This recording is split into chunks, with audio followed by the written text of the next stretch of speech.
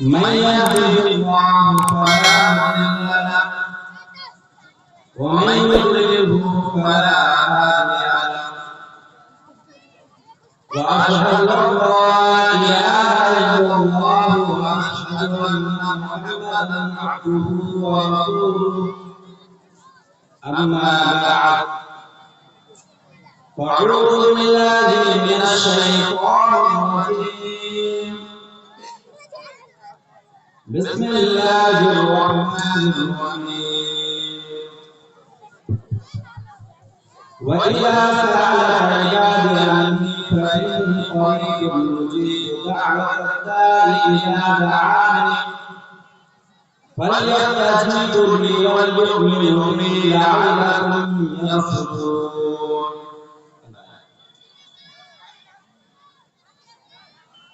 تمام قسم کی تعریفات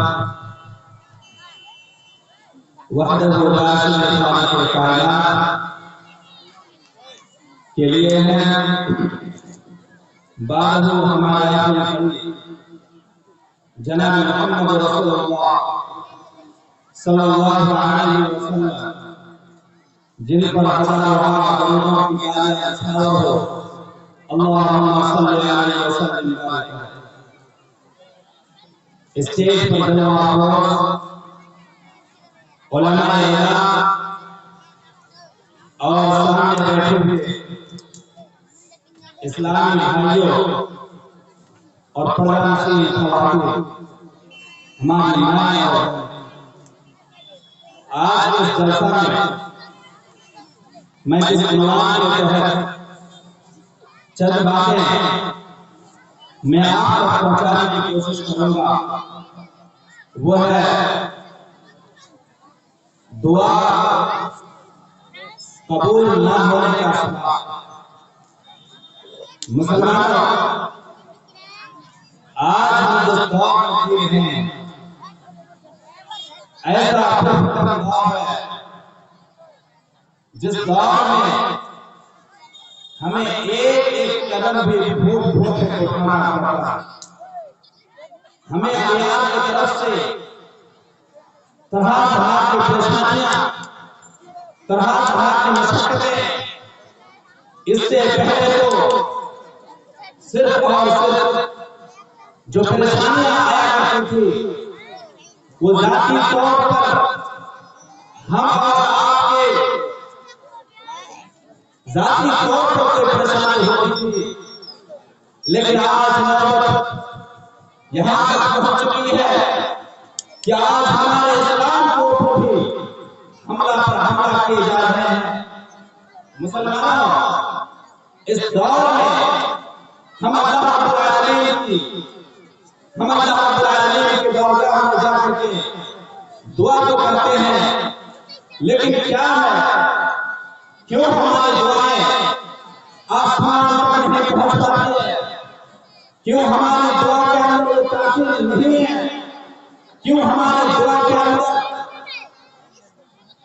وہ طاقت اور پاور بھی ہے جو اللہ رب العالمین کے درگاہ تک وہ دعا پہنچے؟ اللہ رب العالمین کے دربار میں پہنچ کر کے ہماری فریاد اللہ کے یہاں پہنچے لیکن ہماری دعا کے اندر وہ تاثیر نہیں ہے. مسجد تو جاتے ہیں رب العالمین کے سامنے سب کو دیکھتے ہیں لیکن دیکھنے کے باوجود ہماری دعا قبول نہیں ہوتی ہے. جبکہ اللہ رب العالمین کا فرمان ہے کہ جب بندہ ہم سے طلب کرتا ہے تو بندہ کی طلب ابھی پوری نہیں ہوتی ہے اللہ تبارک و تعالی اس کو عطا کرنے کے لیے تیار ہوتا ہے. اسی چیز کو اللہ تبارک و تعالی نے قرآن حکیم کے اندر ارشاد فرمایا وَإِذَا سَأَلَكَ عِبَادِي عَنِّي فَإِنِّي قَرِيبٌ. اے نبی کریم صلی اللہ علیہ وسلم جب آپ سے ہمارے ایک بندے سوال کرے کہ اللہ کہاں ہے اللہ کہاں ہے اے نبی آپ لوگوں سے کہہ دیجئے کہ اللہ بہت قریب ہے. جب تم اللہ کو پکارو گے جب تم اللہ رب العالمین کو فریاد کرو گے تو اللہ تبارک و تعالیٰ بھی تمہاری دعا کو سنے گا اور تمہاری دعا کو سن کر کے تمہاری دعا کو قبول بھی فرمائے گا. اے مسلمانوں کہاں پر ہم چپ ہو رہی ہیں جگہ غلطی ہو رہی ہے جب اللہ وعدہ کر رہا ہے کہ جب تم پکارو گے تو تمہاری پکار کو سنوں گا، لیکن ہم گڑگڑاتے رہے ہیں، لیکن ہماری دعائیں قبول نہیں ہوتی ہے، کہاں پہ ہم سے غلطی ہوتی ہے؟ مسلمان اسی غلطی کے اسباب کو آج ہمیں ڈھونڈنے کی ضرورت ہے۔ ہم دعا تو مسجد میں جا کر کے کرتے ہیں، لیکن ہمارے یہ بچے شراب کے آٹوں میں، ہمارے ہی بچے جوئے کے آٹوں میں، ہمارے ہی بچے چوراہے میں بیٹھ کر کے لڑکیوں کو نظر کرتے ہیں، ہمارے ہی بچے اللہ رب العالمین ہماری دعا کو کیسے قبول کریں؟ ہمارے جبکہ اللہ رب العالمین نے شراب اور جوئے کو شیطانی عمل بتایا اور شیطان کی گندگی اور پلید اور گندگی بتایا، اللہ نے اس چیز کو بھی قرآن حکیم کے اندر کیا ہے خوبصورت انداز میں فرمایا، انما الخمر والمیسر والازلام رجس من عمل الشیطان، یہ شراب جوا یہ تمام کی تمام چیزیں رزق ہے، ناپاک ہے، گندگی ہے، من الشیطان الشیطان کی گندگیاں ہیں۔ لیکن مسلمان ہماری دعا کے اندر پاور کہاں سے ہے؟ ہم جب اسلاف کے واقعات کو پڑھتے ہیں، انبیاء اور رسول کی قصے کہانیاں پڑھتے ہیں، ان کی دعا کے اندر کیا تاثیر ہوتی ہے؟ آپ کے سامنے میں ایک واقعہ آپ کے سامنے رکھنا چاہتا ہوں۔ جب اللہ تبارک و تعالیٰ نے حضرت آدم علیہ السلام کو پیدا کرنے کے بعد جنت کے اندر حضرت آدم علیہ السلام کو اور حضرت حوا کو دونوں کو جنت کے اندر رکھ دیا اور کہا کہ جنت کے اندر جتنی بھی چیزیں موجود ہیں ساری چیزوں سے فائدہ اٹھا سکتے ہو، لیکن ایک درخت ہے جس کے بغل میں کبھی پھٹکنا نہیں، اس درخت کے قریب تک نہیں جانا، لیکن فَأَضَلَّهُمَا الشَّيْطَانُ شیطان نے بہکا دیا۔ بہکانے کے بعد حضرت آدم اور حوا نے علیہ السلام نے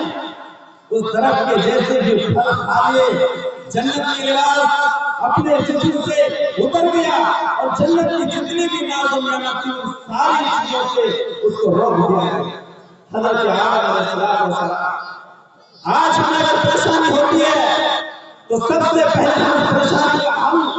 اپنے گاؤں کے لوگوں سے کرنا چاہتے ہیں،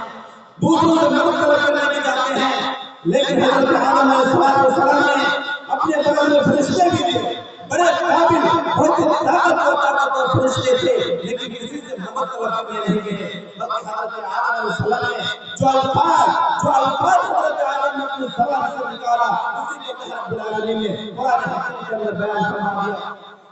حضرت آدم کہتے ہیں ربنا ظلمنا انفسنا وان لم تغفر لنا لنكونن من الخاسرین، اے ہمارے پروردگار ربنا ظلمنا، ہم نے اپنے آپ کو ظلم کیا ہے، ہم نے پاپ کیا ہے، ہم نے گناہ کیا ہے، ربنا ظلمنا انفسنا، اے اللہ ہم نے گناہ کیا ہے، وان لم تغفر لنا، اے اللہ اگر معاف نہیں کیا لنکونن من الخاسرین، اے اللہ دنیا میں بھی برباد ہو جاؤں گا اور آخرت میں بھی برباد ہو جاؤں گا۔ حضرت آدم علیہ السلام کی دعا کا طریقہ کہ سب سے پہلے اپنے ظلم کو اس نے قبول کیا کہ اللہ میں نے ظلم کیا ہے، میں انسان ہوں اور انسان ہونے کے ناطے مجھ سے غلطی ہو گئی ہے، اے اللہ نے اپنی غلطی کو حضرت آدم علیہ السلام نے سب سے پہلے سوچا، قبول کیا کہ میں نے غلطی کیا، اور اللہ سے یہ نہیں کہا کہ میں تم معاف کر دے، بلکہ اللہ کو یہ کہا کہ اِن تغفر لنا، اگر تم نے مجھے معاف نہیں کیا تو دنیا کی کوئی طاقت نہیں ہے، دنیا کی کسی آدمی کے اندر وہ پاور نہیں ہے جو مجھے بخش دے، جو مجھے معاف کر دے، اگر تم نے معاف نہیں کیا تو میں برباد ہو جاؤں گا۔ لیکن مسلمانوں آج ہم اور آپ کا توکل اللہ تبارک و تعالیٰ پر کس حد تک ہے اس کو جانچنے اور اس کو پڑھنے کی ضرورت ہے۔ آج ہماری دعا کیسے قبول ہوتی ہے؟ جب ہم دعا تو کرتے ہیں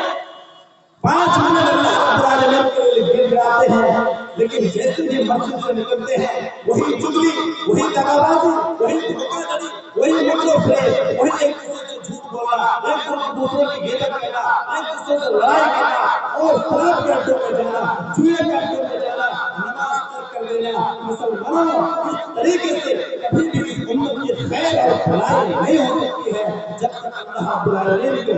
ہم نہیں پہچان پائیں گے، تب تک اللہ رب العالمین کو نہیں پہچان۔ آج کوئی پریشانی لاحق ہوتی ہے تو سب سے پہلے ہم ڈاکٹروں کے پاس جاتے ہیں، لیکن حضرت ایوب علیہ السلام کے بارے میں کیا آپ نہیں جانتے؟ 12 سال تک لگاتار بیمار رہے، لیکن حضرت ایوب علیہ السلام نے دنیا کے ڈاکٹروں نے حضرت ایوب کا ساتھ چھوڑ دیا تھا، دنیا کے طبیبوں نے کہہ دیا، دنیا کے ڈاکٹر نے کہہ دیا کہ آج اور ایوب علیہ السلام شفا نہیں ہو سکتے، ایوب علیہ السلام اب اچھا نہیں ہو سکتے۔ حضرت ایوب کو کیا ہوا؟ حضرت ایوب علیہ السلام کے جسم میں کیڑے پڑ چکے تھے، خود اس کے گھر والے اس کی بیویاں چھوڑ چھوڑ کر کے بھاگنے لگی تھی۔ حضرت ایوب کو اب بھی مایوس نہیں، اللہ رب العالمین کے سامنے ہاتھ پھیلایا تو کیا کہا؟ حضرت ایوب کے کلمہ کو سنیے اور اپنی تکلیف، اپنے دکھ اور اپنے درد کو اللہ کے سامنے بیان کیجیے، اللہ ضرور قبول کرے۔ حضرت ایوب علیہ السلام نے کہا انی مسنی الضر وانت ارحم الراحمین، اے اللہ مجھے تکلیف پہنچی ہے، اے اللہ میں بیمار ہوں، وانت ارحم الراحمین، اے اللہ تو ہی رحم کرنے والا ہے، تو ہی سب شفا کر سکتا ہے، تیرے علاوہ دنیا کے اندر کوئی طاقت نہیں ہے، دنیا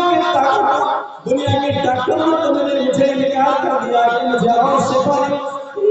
میں ٹھیک نہیں ہو سکتا، لیکن اللہ میں تیرے بارگاہ سے کبھی مایوس نہیں ہوں۔ اللہ رب العالمین کو حضرت ایوب علیہ السلام کا اللہ تبارک و تعالیٰ پر کس حد تک توکل تھا، ان چیزوں کو آپ اپنے سامنے رکھیں۔ یہی تو قرآن میں اللہ نے یہی چیز کہا وَإِذَا سَأَلَكَ عِبَادِي عَنِّي فَإِنِّي قَرِيبٌ أُجِيبُ دَعْوَةَ الدَّاعِ إِذَا دَعَانِ فَلْيَسْتَجِیبُوا لِي وَلْيُؤْمِنُوا بِي لَعَلَّهُمْ يَرْشُدُونَ۔ لیکن مسلمانوں، ہم اور آپ نے جو ہماری پاور ہے، جو ہماری ہتھیار ہے، ہم نے اس بازار میں بیچ دیا ہے۔ آج ہم سمجھتے ہیں 5 وقت کی نماز ادا کر لیے سب کچھ اللہ پر احسان کر لیے، یہ نماز پڑھ کر کے اللہ تبارک و تعالیٰ پر کوئی احسان نہیں ہے، یہ ہماری ذمہ داری ہے، یہ ہم پر اللہ تبارک و تعالیٰ نے عائد کی ہے، ہم اللہ تبارک و تعالیٰ پر کوئی احسان نہیں کر رہے ہیں، بلکہ ہم آخرت کی زندگی کو سنوارنے کے لیے ہم اس طرح کا کام کرتے ہیں۔ لیکن مسلمانوں، آج ہم دعا تو کرتے ہیں، لیکن رب العالمین کے بارگاہ میں دعا پہنچتی ہے۔ آج اگر کوئی بانجھ ہو جائے، کسی کی اولاد پیدا نہ ہو تو کہاں جاتے ہیں؟ دنیا کے اوجھاؤں ڈاکٹروں کے پاس چلے جاتے ہیں، اور ایسے ایسے اوجھاؤں کے پاس جاتے ہیں جو دنیا کی منتروں کو پڑھ کر کے، دنیا کی چیزیں پڑھ کر کے اس پر پھونک مار دیتے ہیں، ہزاروں روپے لاکھوں روپے لیتے ہیں۔ ہمیں اس پر بھروسہ ہو جاتا ہے، لیکن مسجد میں جا کر کے کبھی کسی نے مانگا ہے کہ اللہ تم مجھے اولاد عطا فرما، کبھی کسی نے بھی اللہ تبارک و تعالیٰ سے یہ نہیں کہا کہ اللہ میرے گھر میں بچوں کی آواز نہیں ہے، پڑوسوں کے گھر میں بچے کی آواز ہے، میرے گاؤں میں ہر گھر میں بچہ ہے، میں نے کوئی سی غلط کی ہے، اے اللہ تم میرے گھر میں بھی بچہ عطا فرما۔ اس طرح کی دعا کرنا کسی کے زبان سے نہیں ہے۔ آج چھوٹی چھوٹی سی بات لے کر کے پریشان ہو جائے۔